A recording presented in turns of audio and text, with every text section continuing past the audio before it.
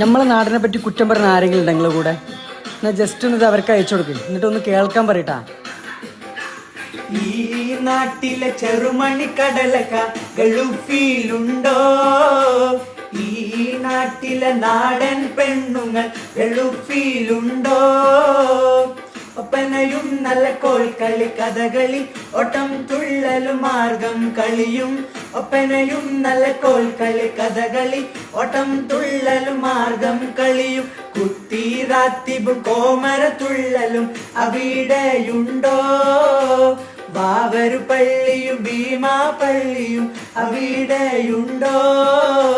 തിരുവാതിരയും തിരുവോണങ്ങളും അവിടെയുണ്ടോ?